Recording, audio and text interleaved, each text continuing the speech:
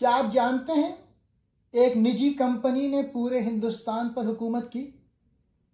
William की किताब दी इनारकी हमें बताती है कि 18वीं सदी में ईस्ट इंडिया कंपनी, जो सिर्फ एक तिजारती कंपनी थी, कैसे हिंदुस्तान की हुक्मरान बन गई। मुगल सल्तनत कमजोर हो गई थी, सूबे आजाद हो रहे थे, हर तरफ बदअमनी थी। इस इंतशार का फायदा उठाकर कंपनी ने ना सिर्फ तिजारत की बल्कि अपनी फौज बना ली। 1757 की प्लासी की जंग ने सब कुछ बदल दिया। कंपनी ने नवाब बंगाल को शिकस्त देकर इख्तिदार पे कब्जा कर लिया। यह तारीख की सबसे हैरत अंगेज कहानी है, जहां एक निजी इदारे ने लाखों लोगों पर हुकूमत की। यह सिर्फ तारीख नहीं, एक वार्निंग है। जब दौलत और ताकत मिले तो सब कुछ बदल सकता है। इस किताब के 6 अहम नुकात हैं। पहला, कंपनी की इब्तिदा और उरूज। ईस्ट इंडिया कंपनी इब्तिदा में सिर्फ एक तिजारती इदारा थी, जिसे बरतानवी हुकूमत ने हिंदुस्तान में तिजारत के लिए चार्टर दिया था। लेकिन मुगल सल्तनत के जवाल और सियासी कमजोरियों का फायदा उठाते हुए इसने ताकत और असर रसूख बनाना शुरू कर दिया। दूसरा, मुगल सल्तनत का जवाल।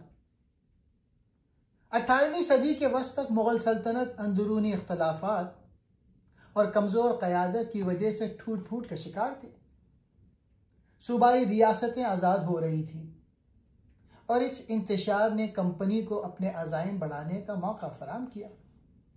प्लासी की जंग 1757, यह तीसरा पॉइंट है। यह जंग ईस्ट इंडिया कंपनी के लिए फैसला कुन साबित हुई। इसमें कंपनी ने बंगाल के नवाब सिराजुद्दौला को शिकस्त दी और पूरे बंगाल पर कंट्रोल हासिल किया। यह एक कामयाबी कंपनी के इख्तिदार का आगाज थी। चौथा पॉइंट, कंपनी का कारोबारी और फौजी ताकत का इत्तेहाद। कंपनी ने अपनी निजी फौजी दस्ते तैयार किए और उन्हें जदीद हथियारों से लैस किया। इसने तिजारती मुनाफे को फौजी ताकत में बदला और फौजी ताकत से मजीद माली फायदे हासिल किए। पांचवा, भारत में इंतशार, एनार्की। मुगल सल्तनत के जवाल और कंपनी के उरूज के दरमियान एक ऐसा दौर आया जिसे एनार्की या इंतशार कहा जाता है। इस दौरान हिंदुस्तान सियासी इंतशार, लाकानूनियत, बदअमनी और खाना जंगियों का शिकार था। कंपनी ने इस सूरत हाल से फायदा उठाकर मुख्तलिफ रियासतों को एक एक करके अपने कब्जे में लिया। छठा पॉइंट, नतीजा। यह दुनिया की तारीख का अनोखा वाकया है कि एक निजी कंपनी ने न सिर्फ एक मुल्क बल्कि पूरे बर्रे सगीर पर हुकूमत कायम कर ली। आखिरकार कंपनी की ज्यादतियों और करप्शन के बाइस बरतानवी हुकूमत ने 1858 में बराह रास्त इख्तिदार संभाल लिया। एक तिजारती इदारा किस तरह लालच, साजिश और सियासी कमजोरियों का फायदा उठाकर एक अजीम सल्तनत को खत्म कर सकता है। कंपनी राज की बुनियाद बदउनवानवी, लूटमार और मुकामी कमजोरियों पर रखी गई थी। यह कहानी आज के दौर में भी कॉरपोरेट ताकत के खतरात पर रोशनी डालती है। अब ये छह पॉइंट्स में एक्सप्लेन करता हूं मजीद। पहला पॉइंट, कंपनी की इब्तिदा और उरूज, ईस्ट इंडिया कंपनी का पस मंजर। ईस्ट इंडिया कंपनी का कयाम 31 दिसंबर 1600 को बरतानिया में हुआ। यह दरअसल एक निजी तिजारती कंपनी थी जिसे मलका एलिज़ाबेथ अव्वल ने एक चार्टर इजाजतनामा दिया था ताकि वो हिंदुस्तान और मशरकी एशिया के साथ तिजारत कर सके। इसका असल मकसद सिर्फ मसालेजात, कपड़ा, चाय और दीगर कीमती अशिया की दरामद व बरामद था। इब्तदाई दौर 1600 से 1700 तक। कंपनी ने साहिली शहरों में तिजारती मराकज़, फैक्ट्रियां कायम की, जैसे मदारिस, बम्बई और कलकत्ता। उस वक्त तक मुगल सल्तनत मजबूत थी, इसलिए कंपनी सिर्फ तिजारत तक महदूद रही और मुकामी हुक्मरानों से इजाज़त लेकर कारोबार करती रही।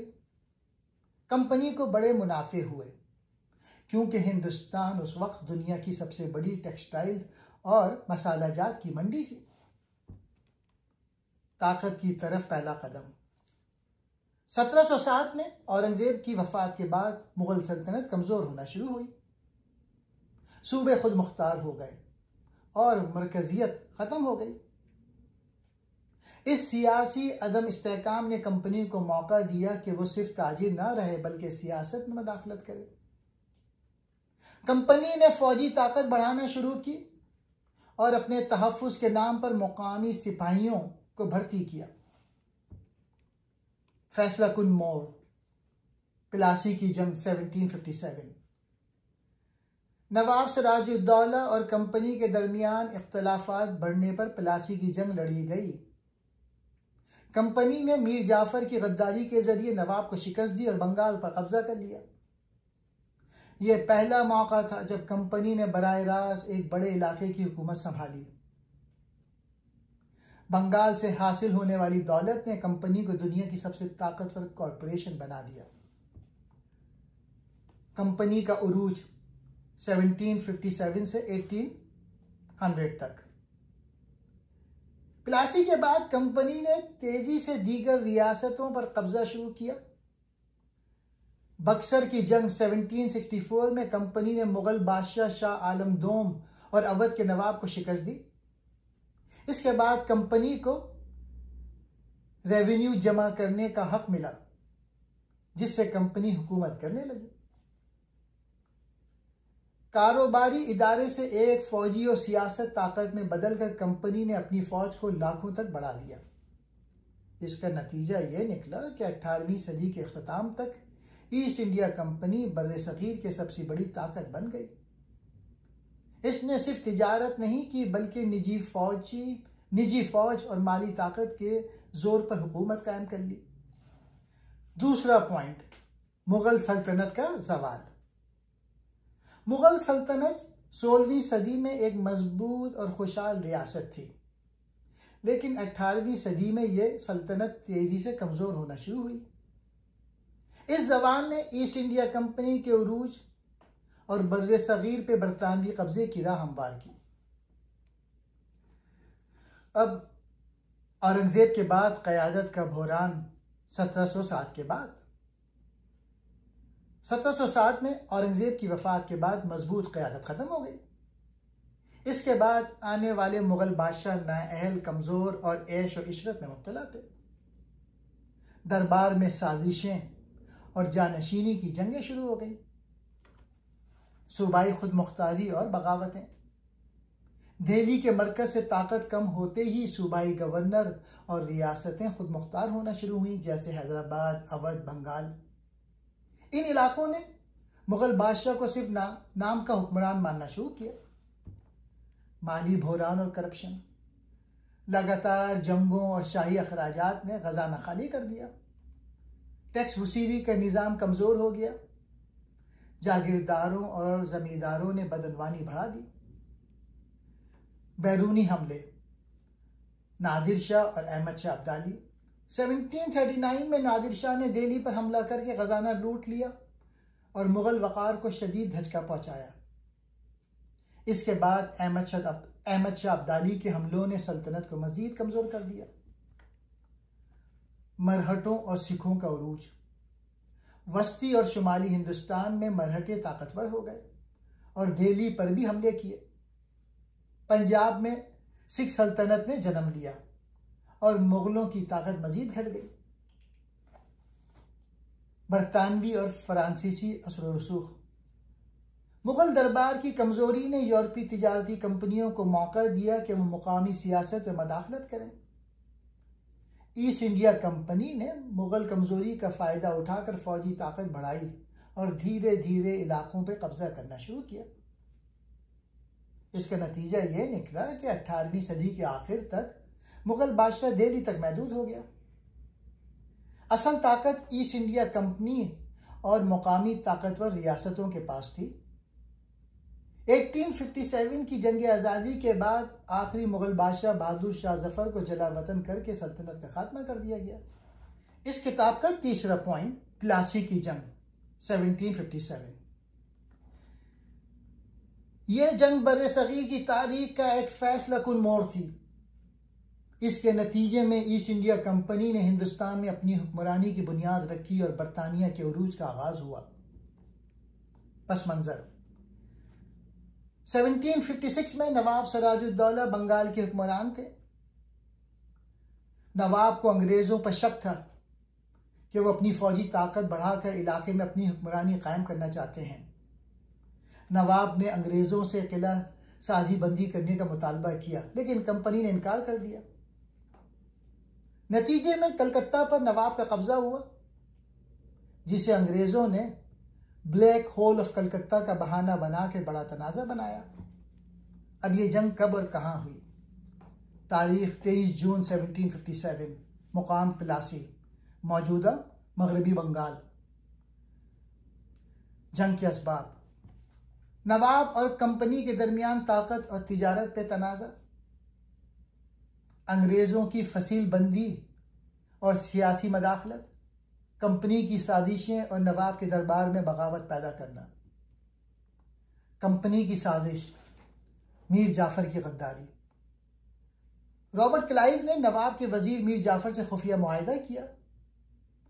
वादा किया गया कि अगर मीर जाफर जंग में साथ दे तो उसे बंगाल का नवाब बनाया जाएगा। जंग के दिन मीर जाफर ने अपनी फौज को गैर फाल रखा, जिससे नवाब की शिकस्त यकीनी हो गई। नताइज, नवाब सिराजुद्दौला शिकस्त खाकर मारे गए और मीर जाफर नवाब बन गए। कंपनी को बंगाल पे कंट्रोल मिल गया, जो उस वक्त सबसे मालदार सूबा था। यह ईस्ट इंडिया कंपनी की सियासी ताकत का आगाज था, जो आगे चलकर पूरे हिंदुस्तान पर कब्जे में बदल गया।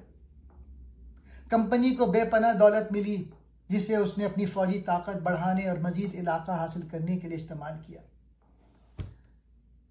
प्लासी की जंग ने कंपनी को तिजारत से हुकूमत तक पहुंचा दिया। यह वो लम्हा था जब एक निजी कंपनी ने एक रियासत को शिकस्त देकर इख्तिदार संभाला। चौथा पॉइंट, कंपनी का कारोबारी और फौजी ताकत का इत्तेहाद। ईस्ट इंडिया कंपनी इब्तदा में सिर्फ एक तिजारती इदारा थी, लेकिन 18वीं सदी के वस्त में उसने अपनी बका और मुनाफा बढ़ाने के लिए फौजी ताकत के साथ कारोबारी ताकत को यकजा कर लिया। यही हिकमत अमली उसके उरूज और हिंदुस्तान पर कब्जे का बुनियादी सबब बनी। तिजारती ताकत से आगाज। कंपनी को 1600 में मलका एलिज़ाबेथ अव्वल से मशरिकी ममालिक में तिजारत का खुसूसी चार्टर मिला। इब्तिदा में कंपनी ने हिंदुस्तान में मसालाजात, रेशम, कपड़ा और दीगर कीमती अशिया की खरीदो फरोख्त की। मुगल दौर में कंपनी सिर्फ एक मेहमान ताजिर की हैसियत से मौजूद थी, लेकिन वक्त के साथ मुकामी कमजोरियों और अंदरूनी इख्तलाफात का फायदा उठाने लगी। अब फौजी ताकत की जरूरत क्यों पेश आई? मुगल सल्तनत के जवाल और सूबाई रियासतों की खुद मुख्तारी ने ताकत का खला पैदा कर दिया। तिजारत के तहफ़्फ़ुज़ और मफादात की हिफाजत के लिए कंपनी ने अपनी निजी फौज तैयार करना शुरू की। मुकामी सिपाहियों को भर्ती किया गया और अंग्रेज अफसरान कमांड करने लगे। इस फौज को जदीद असलहे और ट्रेनिंग से लैस किया गया, जो मुकामी अफवाज से बेहतर थी। फौजी और तिजारती इत्तेहाद का अमली आगाज। प्लासी की जंग और बक्सर की जंग से कंपनी को ताकतवर सियासी खिलाड़ी बना दिया। 1765 में कंपनी को दीवानी हुकूक मिले, यानी बंगाल, बहार और उड़ीसा से रेवेन्यू इकट्ठा करने का हक। तिजारत से हासिल होने वाले मुनाफे और लूटे गए खजाने फौज पर खर्च किए गए, जबकि फौज की ताकत से मजीद इलाके जीते गए। कंपनी का ढांचा, हुकूमत प्लस बिजनेस प्लस फौज। कंपनी ही अब सिर्फ एक तिजारती इदारा नहीं रही, बल्कि तिजारती इदारा, दुनिया की सबसे बड़ी कॉरपोरेशन, लंदन स्टॉक मार्केट में शेयर्स, इंतजामी इदारा, सूबों का इंतजाम, टैक्स वसूली, अदलिया, फौजी ताकत। 18वीं सदी के आखिर में कंपनी की फौज दुनिया के सबसे बड़ी निजी फौज थी, जिसके सिपाही लाखों में थे। नताइज: कंपनी ने फौजी ताकत के बलबूते पर अपनी तिजारत को तहफ़्फ़ुज़ दिया और मज़ीद इलाके फतह किए। इस इत्तेहाद ने कंपनी को हुकूमत कायम करने के काबिल बनाया, जो आखिरकार बरतानिया की बराह रास्त हुक्मरानी में बदल गया। यह पहला मौका था कि एक निजी कंपनी ने फौजी ताकत और तिजारती ताकत को मिला के एक अजीम सल्तनत को शिकस्त दी। 5वां पॉइंट, भारत में इंतशार। दी एनार्की में विलियम इस दौर को बयान करते हैं जब 18वीं सदी में मुगल सल्तनत के ज़वाल के बाद बर्रे सगीर सियासी और इंतज़ामी इंतशार का शिकार हुआ। यह इंतशार ईस्ट इंडिया कंपनी के लिए इक़्तिदार हासिल करने का सुनहरी मौका बन गया। औरंगज़ेब के बाद ताकत का खुला। औरंगज़ेब की वफ़ात के बाद मुगल सल्तनत में मजबूत क़यादत ख़त्म हो गई। जानशीनी की जंगें और दरबारी साजिशें बढ़ गईं। सूबाई गवर्नर निज़ाम हैदराबाद, नवाब बंगाल, अवध वगैरह खुद मुख्तार हो गए। अंदरूनी बगावतें और मुकामी ताकतों का उरूज मरहटे मुगलों के लिए सबसे बड़ा चैलेंज बने और शुमाली हिंदुस्तान तक पहुंच गए। सिख सल्तनत पंजाब में ताकत पकड़ रही थी। जुनूबी और वस्ती हिंदुस्तान में छोटे हुक्मरान आज़ाद हो गए। माशी और इंतज़ामी तबाही। टैक्स वसूली का निज़ाम टूट गया। तिजारत मुतासिर हुई। रास्ते गैर महफूज हो गए। डाके बढ़ गए। किसान और आम लोग गुर्बत में डूब गए, क्योंकि जंगों और लूटमार ने मईशत को तबाह कर दिया। बैरूनी हमले और तबाही। 1739 में नादिर शाह का दिल्ली पर हमला, जिसमें शहर को लूटा गया और हजारों लोग मारे गए।